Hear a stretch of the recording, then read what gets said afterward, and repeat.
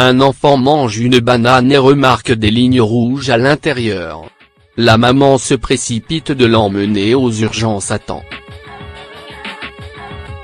On ne vous le répétera jamais assez, pour avoir une santé de fer, il est important de manger sainement et de varier le plus possible les produits dont vous vous nourrissez. Manger plusieurs fruits et légumes par jour, c'est la garantie de se construire une santé de fer, tout en mangeant de manière saine et équilibrée. Néanmoins, il nous arrive parfois de tomber sur quelques mauvaises surprises en allant acheter nos fruits et légumes préférés et...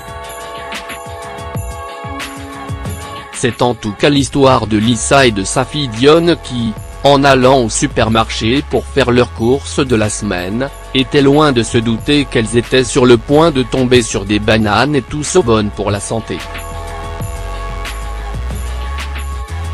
En effet, en rentrant à la maison, la petite Dionne s'est immédiatement servi une banane, sans que sa mère ou elle-même n'ait réellement pris le temps de vérifier ce qui se trouvait à l'intérieur du fruit. Mauvaise idée car la banane en question était en effet contaminée.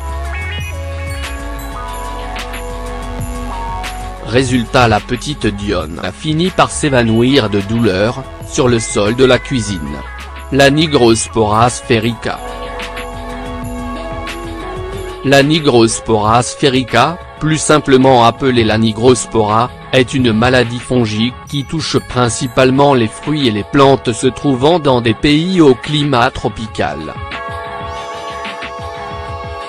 Elle est provoquée par la prolifération de plusieurs types de champignons parasites, à l'intérieur de ceux-ci.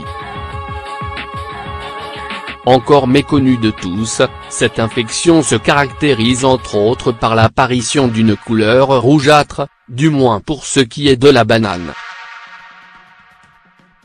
Une couleur qui a pendant longtemps été associée au virus du sida, créant ainsi la panique dans le monde entier. Une rumeur qui a bien évidemment été démentie quelque temps après son apparition, et ce, par le biais d'une explication simple et rassurante: le vie ne s'aventure jamais en dehors du corps humain.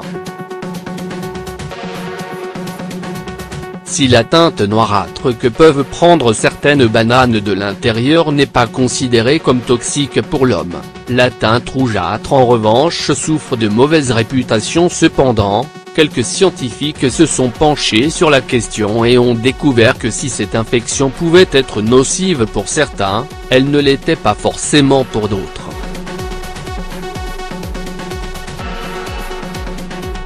Énormément exportées au Canada, ces bananes ont même fait l'objet d'une décision particulière prise par l'Agence canadienne d'inspection des aliments.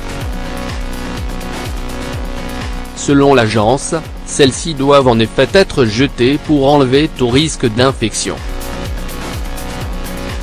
Plus de peur que de mal.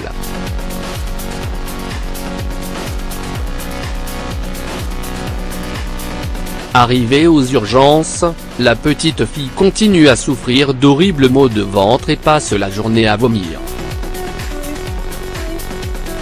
Heureusement pour elle, les maux finissent rapidement par s'estomper, simplement en se reposant.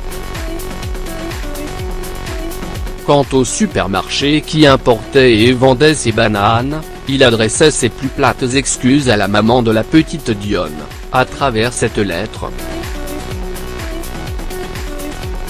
Nous sommes sincèrement désolés pour le désagrément causé à la petite Dionne et à sa maman Lisa. Nous vous garantissons que cela ne se reproduira plus puisque nous avons décidé de ne plus commercialiser ce type de banane chez nous, malgré le fait que celles-ci ne soient pas toutes dangereuses pour la santé. Une fin heureusement pas si tragique au final pour la petite Dionne, mais qui nous rappelle tout de même qu'il est important de toujours prêter attention à ce que l'on met dans notre assiette. Si un aliment vous paraît suspect de par sa forme, sa couleur ou son goût, N'hésitez pas à vous renseigner autour de vous, ou au mieux éviter de le manger.